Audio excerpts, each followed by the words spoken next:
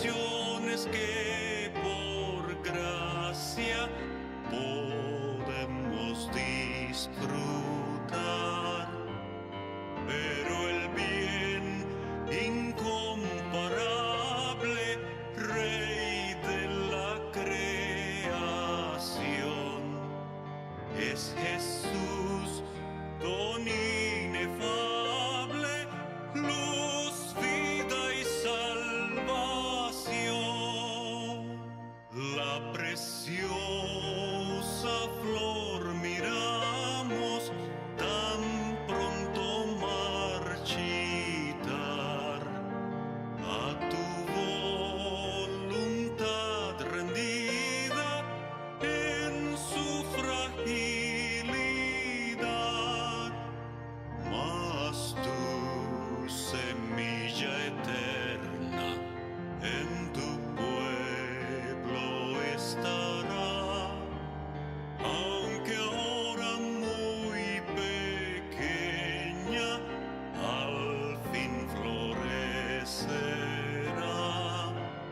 Por Jesús, el Hijo eterno, en gloria celestial, de la muerte alcanzaremos la victoria final. Salvador, a ti queremos dar ofrenda de amor, pues con sangre tú pagaste por nuestra redención. No hay temores del mañana, de peligros o aflicción, pues tu Espíritu nos guía, es nuestro ayudador.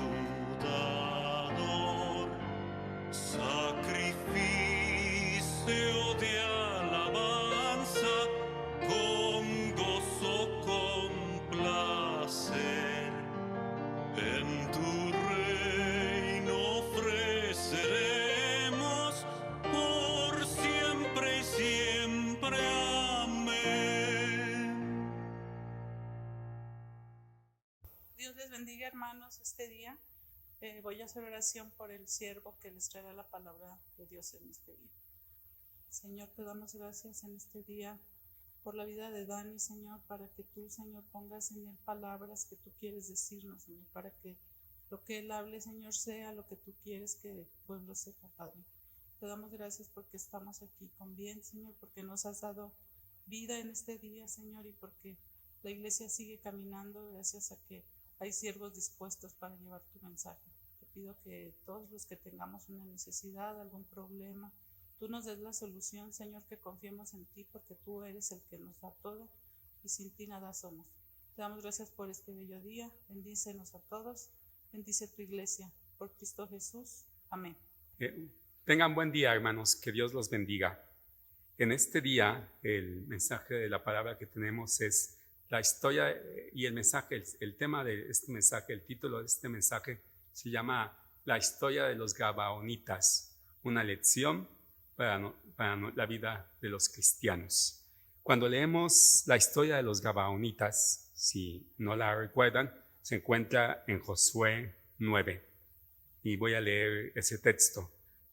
Cuando oyeron estas cosas todos los reyes que estaban a este lado del Jordán, así en las montañas como en los llanos y en toda la costa del mar grande delante del Líbano, los heteos, los amoreos, cananeos, fereceos, heveos y jebuseos se concertaron para pelear contra Josué e Israel, mas los moradores de Gabaón, cuando oyeron lo que Josué había hecho a Jericó y a Ai, usaron de astucia, pues fueron y se fingieron embajadores y tomaron sacos viejos sobre sus asnos y cueros viejos de vino, rotos y remendados, y zapatos viejos y recocidos en sus pies, con vestidos viejos sobre sí, y todo el pan que traían para el camino era seco y mohoso. Y vinieron a Josué al campamento en Gilgal, y le dijeron a él y a los de Israel: Nosotros venimos de tierra muy lejana, haced pues ahora alianza con nosotros. Y los de Israel respondieron a los heveos: quizás habitáis en medio de nosotros, ¿cómo pues podremos hacer alianza con vosotros? Ellos respondieron a Josué: nosotros somos tus siervos. Y Josué les dijo: ¿quiénes sois vosotros y de dónde venís? Y ellos respondieron: tus siervos han venido de tierra muy lejana por causa del nombre de Jehová tu Dios, porque hemos oído su fama y todo lo que hizo en Egipto y todo lo que hizo a los 2 reyes de los amorreos que estaban al otro lado del Jordán, a Sehón, rey de Hesbón, y a Og, rey de Basán, que estaba en Astarot. Por lo cual nuestros ancianos y todos los moradores de nuestra tierra nos dijeron: tomad en vuestras manos provisión para el camino, e id al encuentro de ellos, y decidles: nosotros somos vuestros siervos, haced ahora alianza con nosotros. Nuestro pan lo tomamos caliente de nuestras casas para el camino el día que salimos para venir a vosotros, y helo aquí ahora ya seco y mohoso. Estos cueros de vino también los llenamos nuevos, helos aquí ya rotos. También estos nuestros vestidos y nuestros zapatos están ya viejos a causa de lo muy largo del camino. Y los hombres de Israel tomaron de las provisiones de ellos y no consultaron a Jehová. Y Josué hizo paz con ellos y celebró con ellos alianza, concediéndoles la vida, y también lo juraron los príncipes de la congregación. Pasados 3 días, después de que hicieron alianza con ellos, oyeron que eran sus vecinos y que habitaban en medio de ellos. Y salieron los hijos de Israel, y al 3er día llegaron a las ciudades de ellos, y sus ciudades eran Gabaón, Cafía, Berot y Kiriat Jearim. Y no los mataron los hijos de Israel, por cuanto los príncipes de la congregación les habían jurado por Jehová el Dios de Israel, y toda la congregación murmuraba contra los príncipes. Mas todos los príncipes respondieron a toda la congregación: nosotros les hemos jurado por Jehová, Dios de Israel, por tanto ahora no les podemos tocar. Esto haremos con ellos: les dejaremos vivir para que no venga ira sobre nosotros por causa del juramento que les hemos hecho. Dijeron pues de ellos los príncipes: dejadlos vivir, y fueron constituidos leñadores y aguadores para toda la congregación, concediéndoles la vida según les habían prometido los príncipes. Y llamándolos Josué les habló diciendo: ¿por qué nos habéis engañado diciendo: habitamos muy lejos de vosotros, siendo así que moráis en medio de nosotros? Ahora pues malditos sois, y no dejará de haber de entre vosotros siervos, y quien corte la leña y saque el agua para la casa de mi Dios. Y ellos respondieron a Josué y dijeron: como fue dado a entender a tus siervos que Jehová tu Dios había mandado a Moisés, su siervo, que os había de dar toda la tierra, y que había de destruir a todos los moradores de la tierra delante de vosotros, por esto temimos en gran manera por nuestras vidas a causa de vosotros, e hicimos esto. Ahora pues, henos aquí en tus manos. Lo que te pareciere bueno y recto hacer de nosotros, hazlo. Y él lo hizo así con ellos, pues los libró de la mano de los hijos de Israel y no los mataron. Y Josué los destinó aquel día a ser leñadores y aguadores para la congregación y para el altar de Jehová en el lugar que Jehová eligiese, lo que son hasta hoy. En este pasaje vemos la historia de los gabaonitas. No mucha gente, si no ha leído uno a profundidad la Biblia, no mucha gente conoce esta historia. Los gabaonitas, primeramente podemos decir quiénes sean. Cuando leemos el libro de Josué, primero hay que ver lo siguiente: podemos emocionarnos con los triunfos del pueblo de Israel encabezados por su líder Josué, que va teniendo al conquistar la tierra prometida. Sin duda podemos ver la unidad de los israelitas con ese objetivo común que se pusieron de tomar la tierra que les había prometido Dios de los pueblos paganos que allí vivían, ya que los israelitas, como podemos ver en los primeros libros de la Biblia, del Pentateuco de Moisés, salieron de la esclavitud de 400 años en Egipto.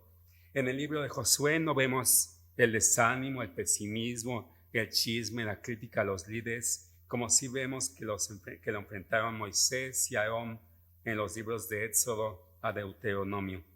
En varios pasajes de esos libros podemos encontrar encontrarnos todos los pecados del pueblo de Israel. En cambio, en Josué hay pocos capítulos en los que se observa el desaliento o el pecado del pueblo. La historia de los Gabaonitas en este capítulo 9 de Josué es una en la que sí vemos una especie de derrota de los israelitas. Pero ¿quiénes sean los Gabaonitas? En este pasaje se encuentran algunos datos, pero también podemos encontrar más historia, más información sobre ellos en otros pasajes de la Biblia y también en la arqueología y la historia que nos han dado luz sobre este pueblo. En Josué 3:1 vemos que Josué dice, en esto conoceréis que el Dios viviente está en medio de vosotros y que él echará de delante de vosotros al cananeo, al eteo, al heveo, al fereceo, al gergeseo, al amorreo, al jebuseo. En Éxodo 33:2 vemos que dice, Jehová dijo a Moisés, anda, sube de aquí tú y el pueblo que sacaste de la tierra de Egipto a la tierra de la cual juré a Abraham, Isaac y Jacob, diciendo a tu descendencia la daré. Y yo enviaré delante de ti el ángel y echaré fuera al cananeo, al amorreo, al eteo, al fereceo, al heveo, al jebuseo. En Deuteronomio 20:17 vemos que dice en la Biblia Nueva Vida, la versión Nueva Biblia al día, destruyas completamente a los hititas, a los amorreos, a los cananeos, a los fereceos, a los heveos y a los jebuseos. Este es el mandamiento del Señor tu Dios. Como podemos ver, Dios a través de Moisés y de Josué habían establecido que los pueblos paganos serían echados fuera para que los israelitas, que después de 40 años de vagar en el desierto y de 400 de esclavitud en Egipto, tomarían la posesión de la tierra que Dios les había prometido a Abraham más de 500 años antes.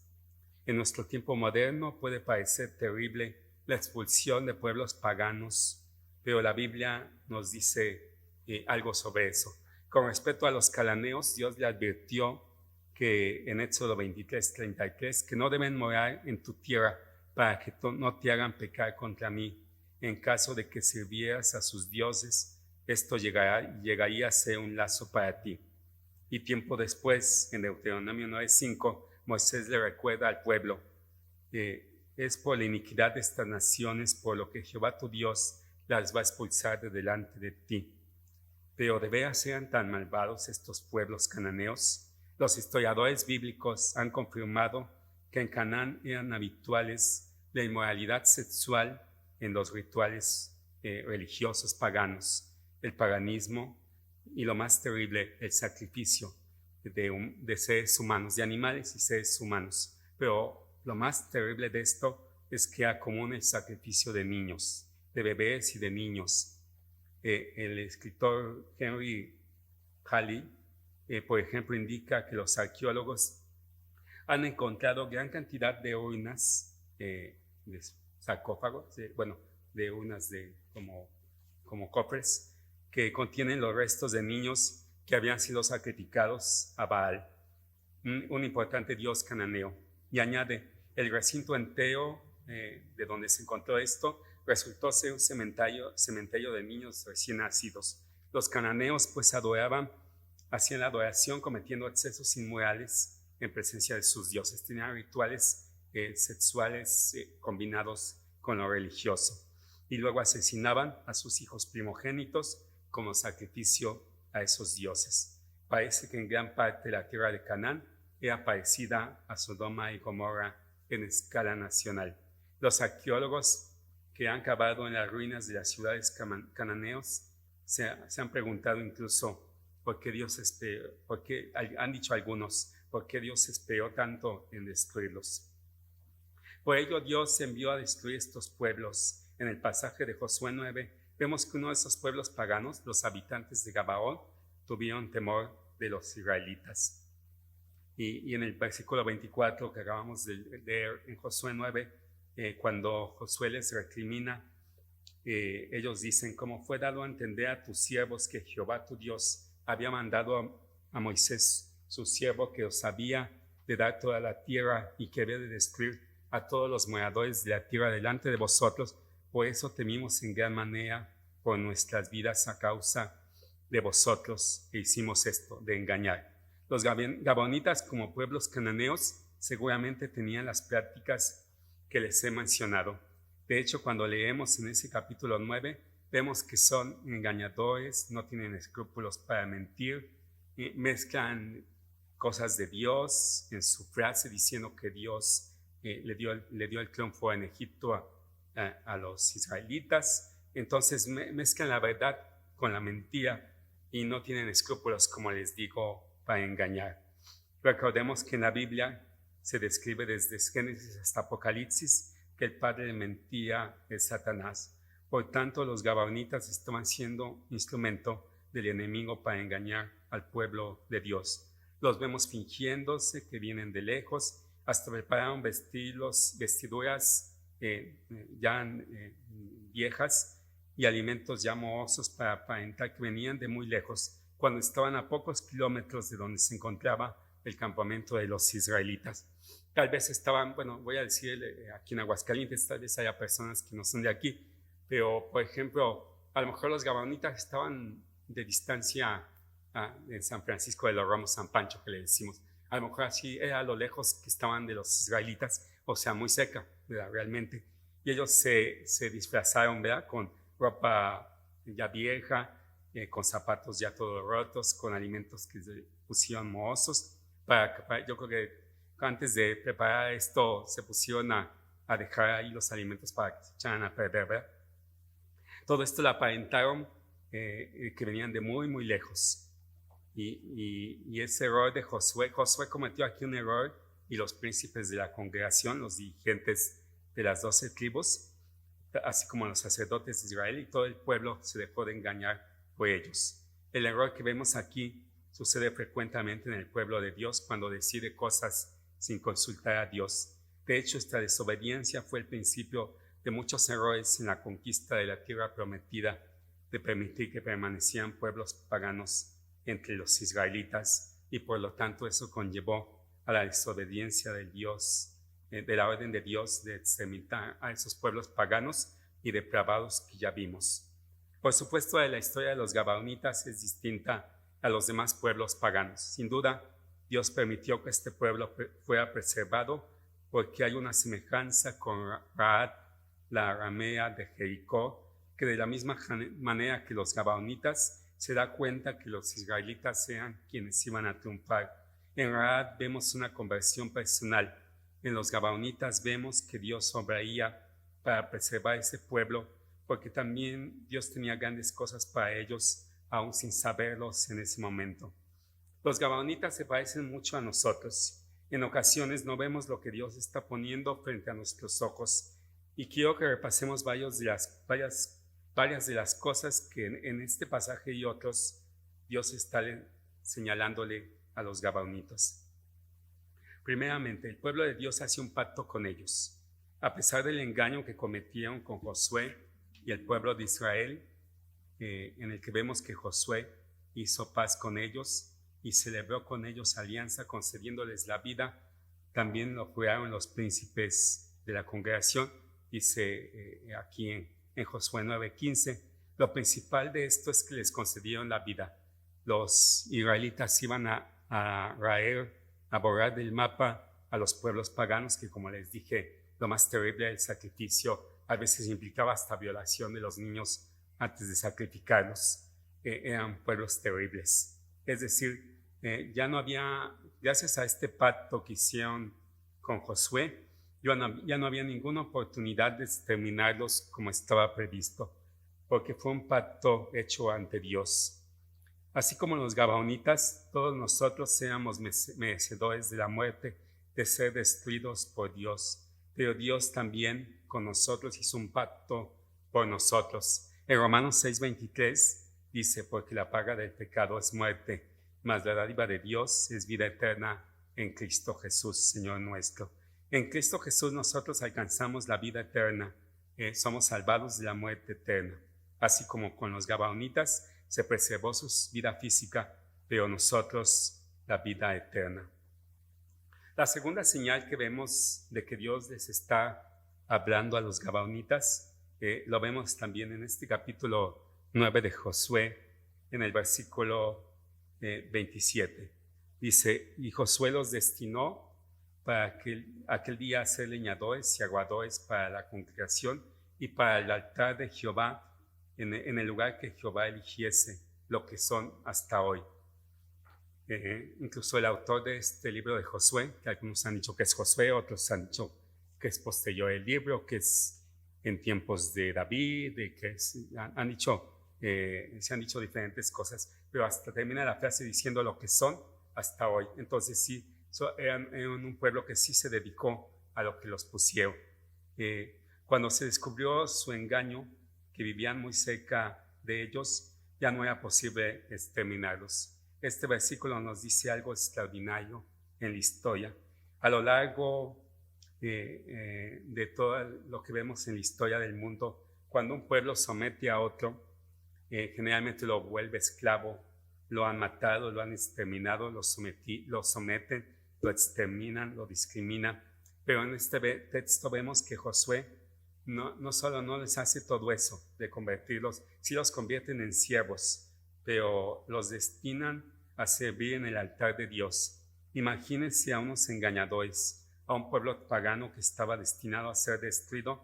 Josué los destina a servir en el altar de Dios. Josué y no solo Josué, Dios mismo los está destinando a servir en el altar de Dios.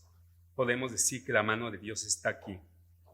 Incluso vemos que Josué los maldice, les dice malditos sois, pero aún así los destina para servir en el servicio de Dios. De la misma manera, cuando venimos ante Dios, somos pecadores que estamos acarreando la maldición del pecado que viene desde la caída del hombre y de la vida de pecado que todos tuvimos antes de venir a Cristo. Pero como los gabaonitas, Dios nos está llamando a servirle en la obra de Dios. Muchas veces, así como los gabaonitas, Dios nos pone a servir, a trabajar en la iglesia, y en ocasiones no queremos hacerlo. O no nos damos cuenta que Dios nos quiere utilizar en su obra. Imagínense en este pasaje, dedicados a servir en el altar de Dios a un pueblo pagano. La tercera señal de que Dios está manifestándose a los gabaonitas lo vemos en el capítulo 9, versículo 25, en este mismo pasaje, 9:25. Los gabaonitas dicen, ahora pues, henos aquí en tu mano, lo que te pareciere bueno y recto hacer de nosotros, hazlo. Es decir, los gabaonitas aceptaron su nueva condición, no pusieron condiciones a pesar de su engaño y el pecado que habían cometido. Aceptaron convertirse en siervos de los israelitas, pero aún mejor, aceptaron convertirse en siervos del altar de Dios. Este es un caso increíble. Ver un pueblo pagano en ser convertido en instrumento de Dios para servir en los sacrificios. El Levítico 1 y Levítico 16 dice que se lavarán con agua los intestinos y otros miembros del animal sacrificado. También los sacerdotes tenían que lavarse al entrar al tabernáculo. Por otra parte, también Josué los pone como leñadores para el altar. Los sacrificios también implicaban que se quemaran los animales en ofrenda a Dios. Es importante que nos detengamos a pensar en esto. Cuando usted lee en la Biblia de sacrificios hechos a partir del libro de Josué, después con David, con Salomón, con por ejemplo, cuando David trae el arca de la alianza que la quiere traer a Jerusalén, o cuando Salomón dedica el templo, cuando vemos la restauración del rey Josías y de otros reyes justos, piensa usted que sus grandes celebraciones de sacrificios de los animales, de los corderos, que a fin de cuentas están representando a Cristo después en el sacrificio por nosotros. Los gabaonitas son los que están proveyendo el agua y la leña para esos sacrificios. En toda gran celebración del pueblo de Israel, el servicio de los gabaonitas está presente. Piense simplemente en Salomón, cuando dedica el templo, el nuevo templo que él hace, todos los sacrificios que hace ahí para Dios. La mano de los gabaonitas, la participación, el servicio de los gabaonitas está ahí en los sacrificios. con el agua que se usó para lavar los animales o los sacerdotes que ahí se lavaron, o con la leña que se pone para quemar los animales. Ahí está el servicio de los gabaonitas, que desde tiempos de Josué se dedican a ese servicio en el altar de Dios. Por ello, hermano, es importante no limitarnos en el servicio a Dios. Recuerde que aunque ayude a acomodar una silla en el templo, está siendo parte de una gran celebración a Dios. Me acuerdo cuando en diciembre del 2019, hace como un poco más de un año, cuando hicimos aquí la celebración de 100 años de la llegada de los misioneros y del inicio de actividades de esta iglesia, todo lo que tuvimos aquí de celebración, ¿verdad? Recordamos ese culto tan bonito que hubo, que fue muy largo, ¿verdad? Pero que celebramos a los misioneros que vinieron aquí. Pues puedo decirles, hermanos, que cualquier cosa que hubo en ese culto, estas flores puestas aquí o alguna silla puesta ahí, todo quien la haya puesto estaba siendo parte de esa celebración tan grande. De la misma manera, así los gabaonitas con cada sacrificio estaban honrando a Dios con su servicio. Por eso no debemos de decirle que no a Dios cuando nos invite Dios, cuando nos llame Dios a participar en su obra. La cuarta señal de que Dios estaba hablándole a los gabaonitas la podemos ver en el capítulo 10 de Josué. Es un pasaje muy largo, pero se los voy a narrar. Es el siguiente capítulo del que leímos de Josué. Ahí se ve que los reyes de cerca, por ejemplo, todavía había un rey pagano en lo que hoy es Jerusalén. Tuvieron temor porque los gabaonitas hicieron alianza con ellos. Entonces se juntaron 5 reyes, como dice el pasaje de 10, capítulo 10, versículo 5, y 5 reyes de los amorreos, el rey de Jerusalén, el rey de Hebrón, el rey de Jarmut, el rey de Laquis y el rey de Eglón, se juntaron y subieron ellos todos con todos sus ejércitos y acamparon cerca de Gabaón y pelearon contra ella. Decidieron los reyes de por ahí cerca hacer guerra con Gabaón porque Gabaón había hecho un pacto con los israelitas. Entonces ellos querían acabar con los gabaonitas por haber hecho ese pacto con Israel.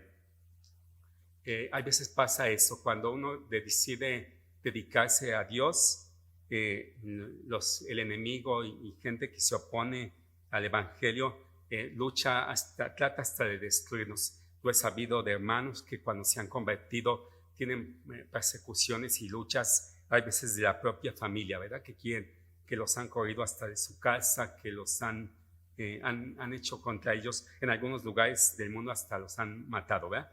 Entonces, en el capítulo 10, lo que podemos ver, en especial en el versículo 10, 6 y 7, entonces los moradores de Gabaón enviaron a decir a Josué al campamento en Gilgal: no niegues ayuda a tus siervos, sube prontamente a nosotros para defendernos y ayudarnos, porque todos los reyes de los amorreos que habitan en las montañas se han unido contra nosotros.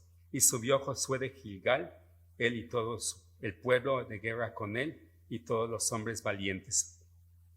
En el capítulo 10 podemos ver que Josué y los israelitas protegieron y ayudaron a los gabaonitas, a ese pueblo con el que habían hecho un pacto. Y no solo eso, sino que también fue un pueblo rotundo para el pueblo de Dios, para Israel, aún más allá de lo que hubieran esperado. Así como los gabaonitas que hicieron un pacto con Israel y fueron defendidos por Israel, nosotros, cuando hacemos un pacto con Dios, Él nos protege del peligro. Incluso en este pasaje podemos ver que hay hasta un gran milagro cuando Josué dice: Sol, detente en Gabaón. Ese pasaje que está en el versículo 12 y 13 de Josué, vean lo que dice: y entonces Josué habló a Jehová el día en que Jehová entregó al amorreo delante de los hijos de Israel, y dijo en presencia de los israelitas: Sol, detente en Gabaón, y tu luna en el valle de Jalón. y el sol se detuvo y la luna se paró hasta que la gente se hubo vengado de sus enemigos. En ese pasaje hasta vemos que Dios hace un gran milagro. Los científicos dicen que no se pudo haber detenido el sol ni la luna, ¿verdad? Porque se hubieran casi el sistema solar se hubiera estrellado todo, ¿verdad?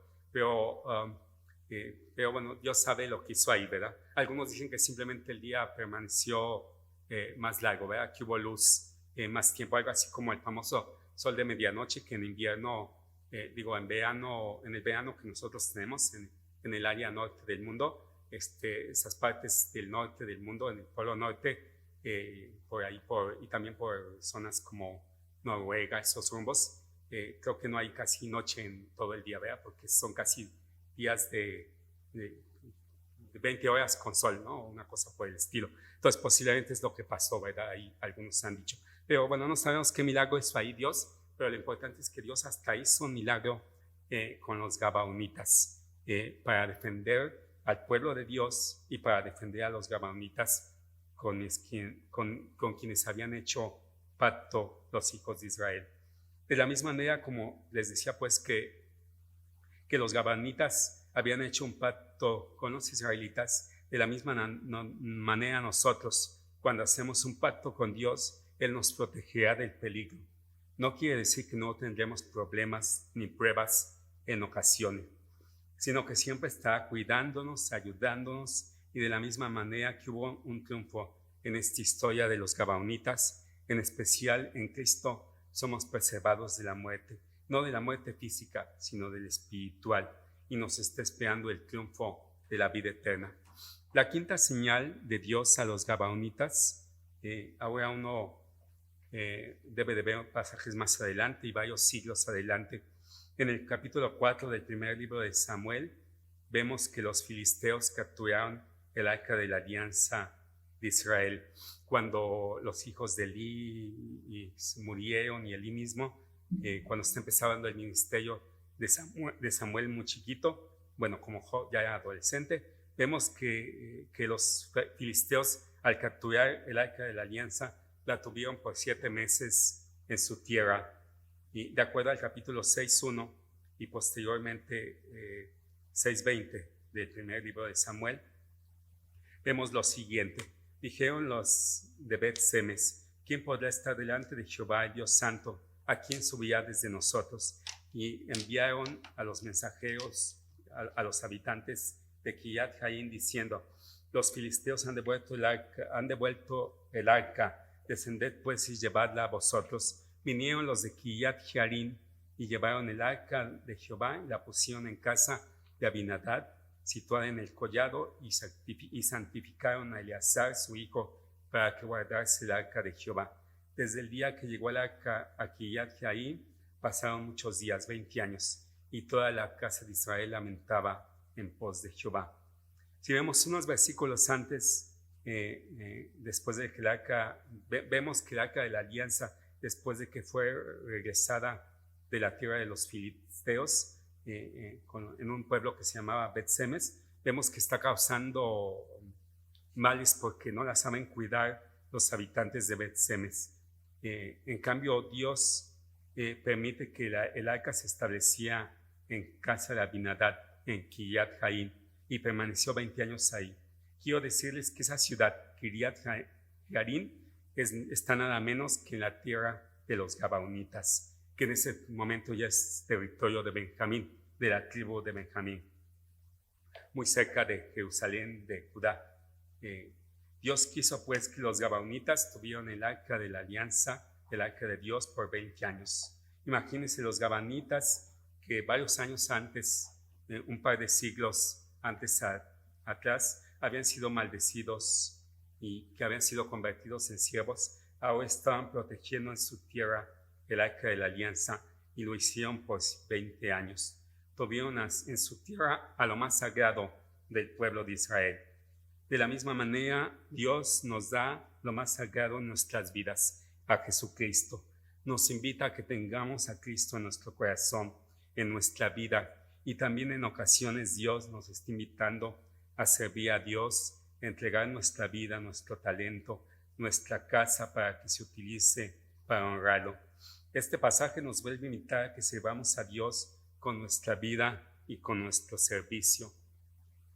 Como los gabaonitas que cuidaron el arca de la alianza por 20 años, Dios también nos manda a que cuidemos a su pueblo, a que lo alimentemos, a que los ayudemos.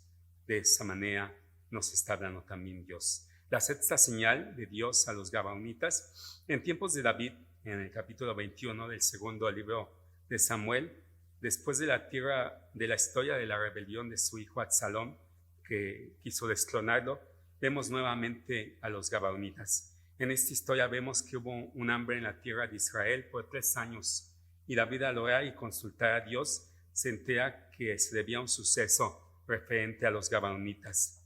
Dice en este pasaje, capítulo 21 del segundo libro de Samuel: hubo hambre en los días de David por 3 años consecutivos, y David consultó a Jehová, y Jehová le dijo: es por causa de Saúl y por aquella casa de sangre, por cuanto mató a los gabaonitas. Entonces el rey llamó a los gabaonitas y les habló.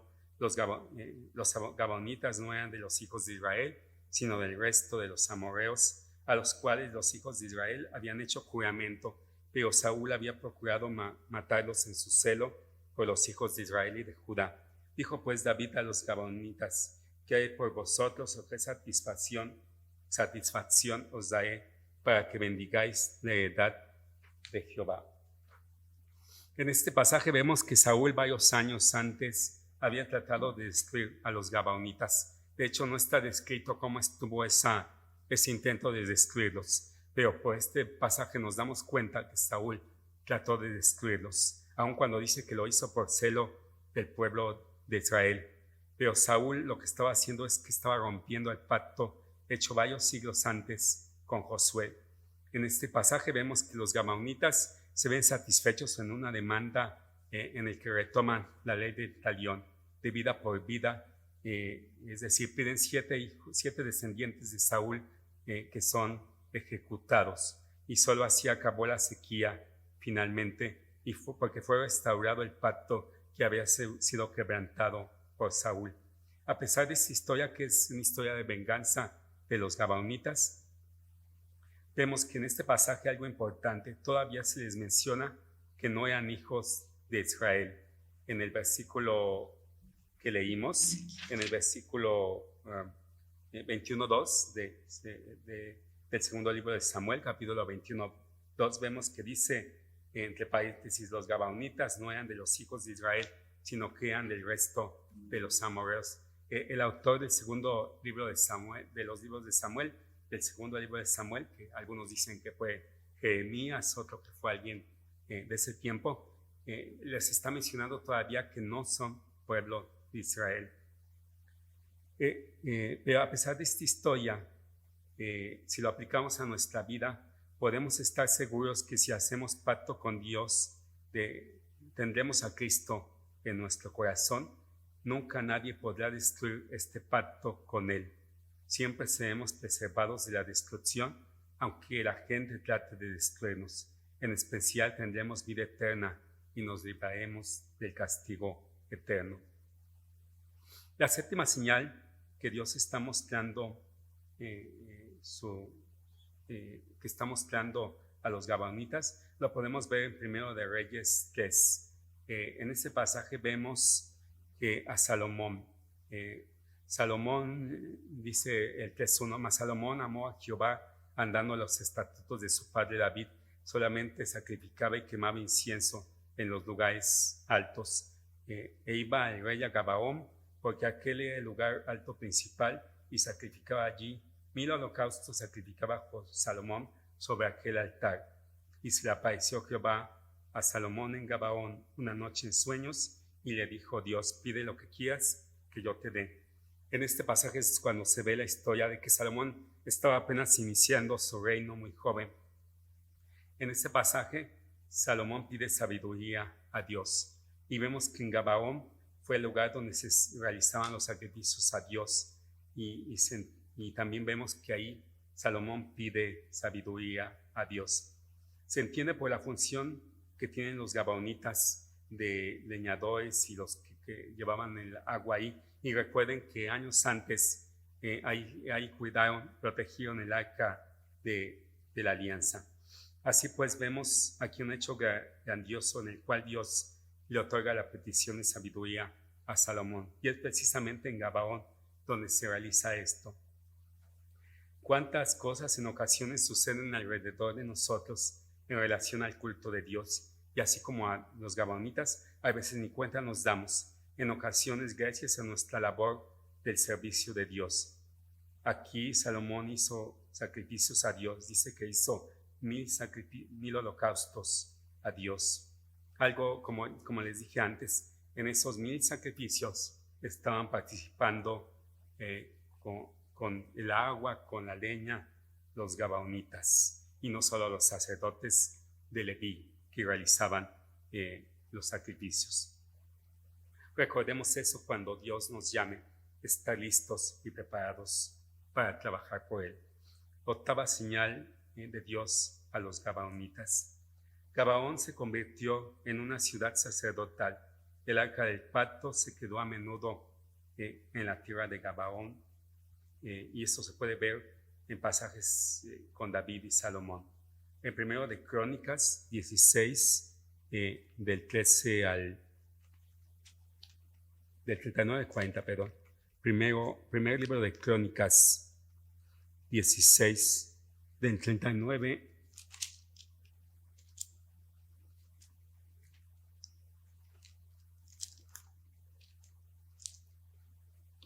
Primero de Crónicas 16, del 39 al 40. Asimismo, el sacerdote Sadoc y a los sacerdotes sus hermanos delante del tabernáculo de Jehová en el lugar alto que estaba en Gabaón, para que se sacrificasen continuamente a mañana y tarde holocaustos a Jehová en el altar del holocausto, conforme a todo lo que está escrito en la ley de Jehová que prescribió a Israel. Pues vemos que en Gabaón está el tabernáculo, está el arca. Ahí vemos pues que es una ciudad sacerdotal dedicada a Dios. Dios nos llama a que tengamos ministerios y en ocasiones Dios nos da miedo, ¿verdad? Pero Dios nos está llamando a servirle, así como les estaba hablando a los gabaonitas de poner su tierra para el servicio de Dios. La novena y última señal que podemos ver de Dios a los gabaonitas sucede mucho tiempo después del exilio, ya que los israelitas fueron llevados 70 años a Babilonia. Con Nehemías vemos dos pasajes. En Nehemías 3, 6 dice, cuando se estaba realizando la restauración de los muros de Jerusalén, en Nehemías 3 vemos lo que dice lo siguiente: la puerta vieja fue restaurada por Joiada, hijo de Pasea, y Mesulán, hijo de Besodías. Ellos la enmaderaron y levantaron sus puertas con sus cerraduras y cerrojos. Junto a ellos restauró Melatías Gabaonita y Jadón Meronotita, varones de Gabaón y de Mizpa, que estaban bajo el dominio del gobernador del otro lado del río. En este pasaje vemos que la restauración de los muros de Jerusalén, tenemos a varones de Gabaón participando en esa labor de restauración del pueblo de Israel.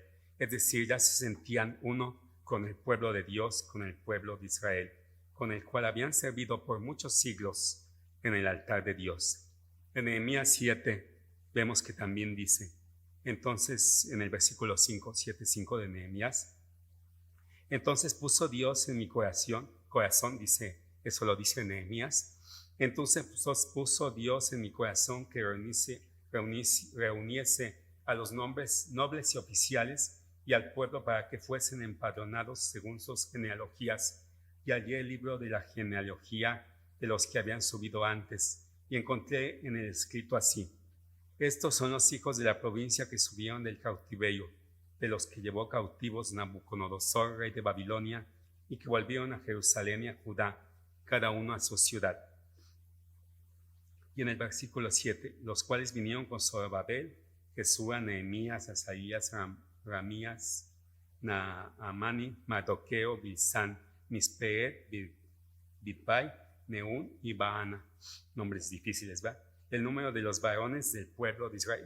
Y empieza a citar una lista del número de varones del pueblo de Israel. Así los dice, que son del pueblo de Israel.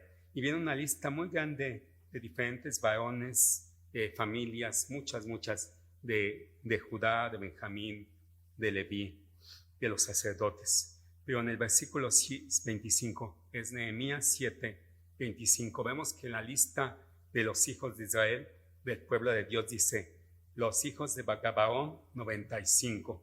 Y en el versículo 29 también dice, los varones de Kiriat Jearim, Cafía y Beot, 743. Entonces, si se acuerdan, en el pasaje donde se ve a David cumpliendo la venganza por los años de sequía, se mencionaba que los gabaonitas no eran del pueblo de Israel. En cambio, en Nehemías vemos que los gabaonitas ya están mencionados como los hijos de Israel, ya están mencionados como el pueblo de Dios. Pasaron 1000 años desde que los gabaonitas hicieron un pacto con Josué, en el cual hasta fueron maldecidos. Se convirtieron en aguadores y leñadores del altar de Dios. De siervos maldecidos en tiempo de Josué, ahora con Nehemías los vemos reconstruyendo las murallas de Jerusalén, y los encontramos volviendo al exilio. También ellos se fueron en el exilio a Babilonia, porque Babilonia los consideró del pueblo de Israel. Y lo mejor de todo, los vemos enlistados como el pueblo de Dios. Nehemías y Esdras ya los consideran el pueblo de Dios. 8 señales, 8 situaciones vemos que Dios usó para que esto sucediera, para que se convirtieran de pueblo maldecido a pueblo de Dios. La historia de los gabaonitas nos lleva a sacar 3 cosas, 3 consejos que podemos tomar de los gabaonitas. Llega un momento en que para seguir a Dios tendremos que cortar con el pasado, como los gabaonitas, que dejaron de ser un pueblo pagano que sacrificaban hasta niños para convertirse a servidores de Dios. Los gabaonitas estuvieron dispuestos a humillarse y ser ayudados por los israelitas cuando lo necesitaban. También se dieron cuenta de dónde habían salido y estuvieron agradecidos de dónde llegaron a estar. Para concluir, la historia de los gabaonitas es una historia tan parecida a nosotros. Dios nos invita a caminar en Cristo, a humillarnos ante Jesucristo, a dejar nuestro pasado, lo que hayamos sido, el pecado que hayamos cometido. Cristo lo limpiará. Aceptar los dones, los talentos y el servicio al que Dios nos ha llamado en nuestro caminar cristiano, a dejar de tener una autoestima baja como cristianos. Los gabaonitas, a pesar de sus pecados, imperfecciones, siempre aceptaron todo lo que Dios puso para servir. Si les llevó el arca de la alianza, no se opusieron a tenerla ahí.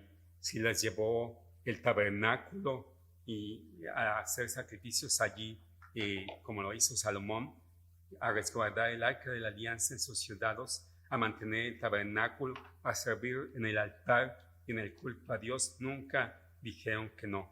También al estar restaurando las murallas de Jerusalén, participaron en la reconstrucción y finalmente entendieron que Dios los transformó de un pueblo extranjero que iba a ser exterminado a ser parte de los hijos de Israel, a ser parte de los hijos de Dios.